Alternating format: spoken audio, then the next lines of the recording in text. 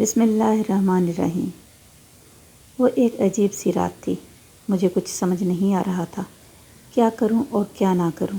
شادی کی پہلی رات تھی اور دلہن بنی بیٹھی میری بیوی نے کہا کہ خبردار مجھے ہاتھ مت لگانا، میں کسی اور سے محبت کرتی ہوں، یہ زبردستی کی شادی ہوئی ہے اور یاد رکھو تم کچھ بھی کر لو میری محبت حاصل نہیں کر پاؤ گے، نہ میں تمہیں چاہوں گی۔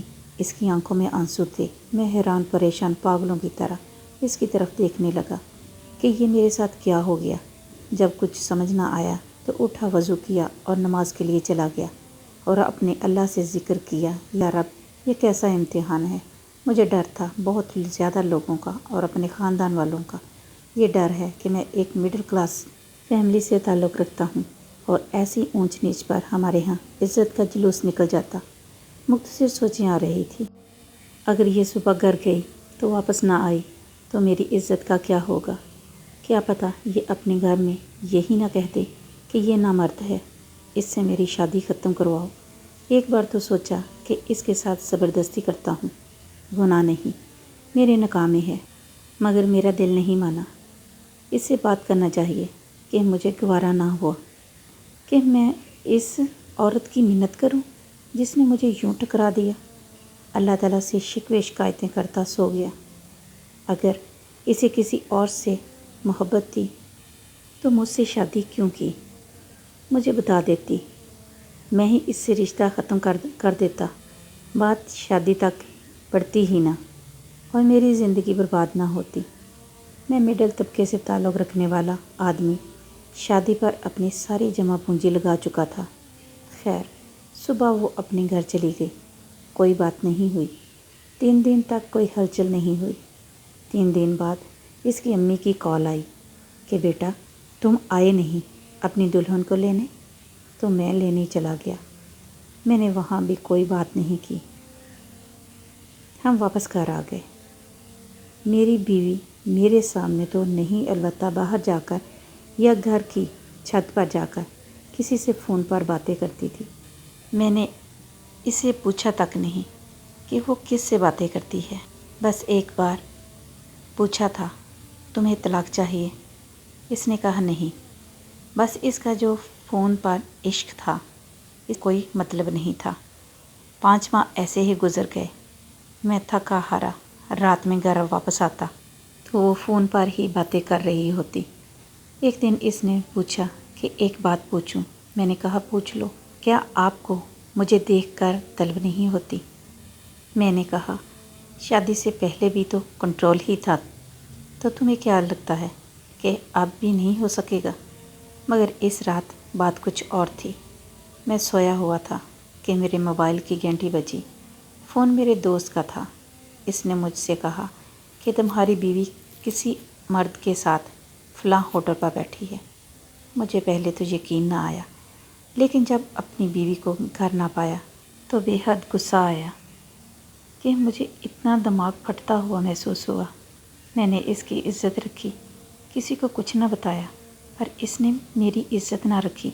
میں ہوٹل کی طرف چل دیا، خود کو پرسکون رکھا، مگر اس کو کسی غیر مرد کے ساتھ بیٹھا دیکھا اور آواز دی، کہا چلو گھر چلو۔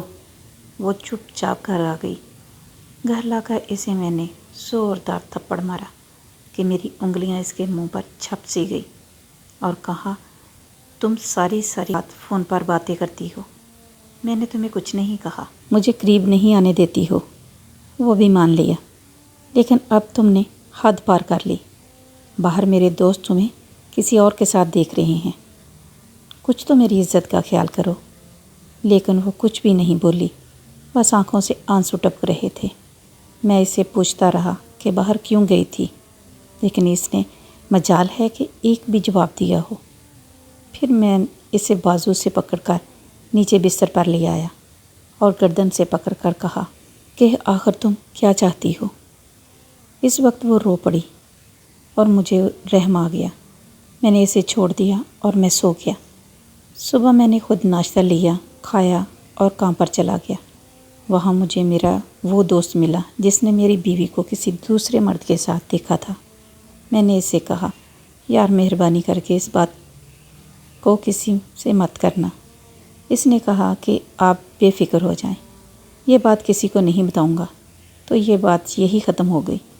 پھر دوسرے دن میری بیوی نے کہا مجھے میری امی کے گھر چھوڑ آئیں۔ ایک دن کے لیے میں نے کہا چلو ٹھیک ہے، اس کو اس کی امی کے گھر چھوڑ آیا۔ ایک دن کے بعد میں نے سوچا اس کی امی کی کال آنے سے پہلے میں خود اسے لینے جاتا ہوں۔ تو میں چلا گیا اسے لینے کے لیے۔ تو وہاں جا کے پتہ چلا کہ وہ بیوٹی پارلر گئی ہے۔ میں وہاں گیا تو میں نے دیکھا وہ بیوٹی پارلر سے اسی مرد کے ساتھ بیوٹی پارلر سے کہیں اور جا رہی ہے۔ میں بھاگا تاکہ اسے روک سکوں، لیکن وہ لوگ مجھ سے پہلے ہی نکل چکے تھے۔ تب مجھے بہت غصہ آیا اور میں نے فیصلہ کر لیا تھا کہ اب میں اس کی امی کو سب کچھ بتا کر اسے طلاق دے دیتا ہوں۔ اور میں نے گاڑی اسٹارٹ کی اور نکل پڑا۔ شادی کے 2 ہفتوں بعد ہی میرا شوہر مجھ سے ناراض ہو کر ملتان چلا گیا۔ اب گھر میں میری ساس اور میرا سسر اور میرے شوہر کے چچا کی فیملی رہتی تھی۔ فیملی زیادہ بڑی بھی نہیں تھی، سب لوگ میرا بہت اچھے سے خیال رکھتے تھے۔ ایک رات میں کمرے میں سوئی ہوئی تھی تو بیتے دن یاد کر رہی تھی تو مجھے یاد آیا کہ میرے شوہر نے مجھے ایک تحفہ دیا تھا اور پیسے بھی۔ میں نے پلنگ کی دراز کھولی وہ تحفہ اور میرے حق مہر کی رقم 50,000 پڑی ہوئی تھی۔ میں نے تحفہ کھولا تو اس میں اسمارٹ فون تھا، جسے پا کر میں بہت خوش ہوئی کیونکہ مجھے اسمارٹ فون کی ضرورت تھی، اور رقم بھی میں نے اٹھا کر اپنے پرس میں رکھ لی۔ اور اب میں اپنی خالہ کے بیٹے سے، جس سے میں پیار کرتی تھی، روزانہ فون پر بات کرتی تھی۔ اس نے کچھ دنوں کے بعد اس نے کہا مجھے کچھ پیسوں کی ضرورت ہے اور میں آپ کو بعد میں دے دوں گا۔ میں نے کہا بولو کتنے چاہیے؟ تو اس نے کہا 20,000۔ میں نے حق مہر کی رقم میں سے اسے 40,000 بیچ دیے اور کہا ضرورت نہیں مجھے دینے کی، بس تم اپنی ضرورت پوری کر لو۔